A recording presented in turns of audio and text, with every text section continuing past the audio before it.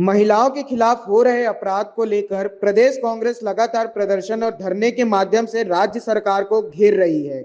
इसी कड़ी में 10 सितंबर को महिला कांग्रेस ने सीएम हाउस घेराव करने का निर्णय लिया है। सीएम आवास के घेराव कार्यक्रम की जानकारी देते हुए राज्यसभा सांसद फूलो देवी नेताम ने कहा कि प्रदेश में महिलाओं के खिलाफ अपराध हो रहे हैं और राज्य सरकार अपराधियों को संरक्षण दे रही है। वहीं पुलिस भी एफआईआर करने से बच रही है। इसी के विरोध में और महिलाओं में जागरूकता लाने के उद्देश्य से महिला कांग्रेस द्वारा सीएम हाउस का घेराव किया जाएगा और आगे भी इस तरह के प्रदर्शन जारी रहेंगे।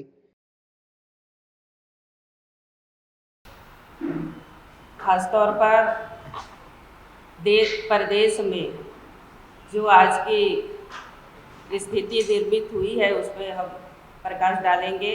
प्रदेश में आए दिन महिलाओं के साथ अत्याचार व गैंगरेप की घटनाएं बढ़ती जा रही हैं और पुलिस प्रशासन मुख दर्शन बनी हुई है।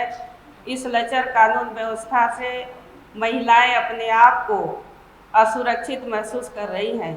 महिलाएं भयभीत हैं, डरी सहमी हुई हैं। भाजपा के 9 महीने की सरकार में 600 से अधिक बलात्कार के मामले सामने आए हैं। इस मामले में कांग्रेस ने निर्णय लिया कि हम अपनी बहन बेटियों की रक्षा और उनके न्याय के लिए लड़ाई लड़ेंगे और आंदोलन करेंगे और जगह जगह प्रदेश अध्यक्ष के निर्देश पे पूरे जिला में प्रदेश में आंदोलन हुआ।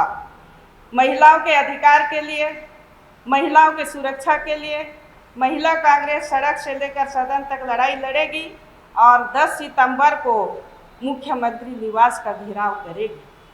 आज लगातार प्रदेश में हो रही बलात्कार की घटना बहुत ही दुखद है। मैं पीड़ित परिवार के प्रति संवेदना व्यक्त करती हूँ।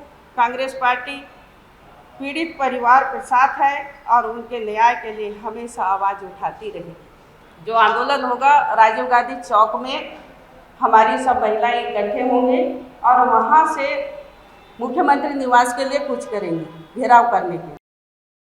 रायपुर से राघवेंद्र पांडे की रिपोर्ट।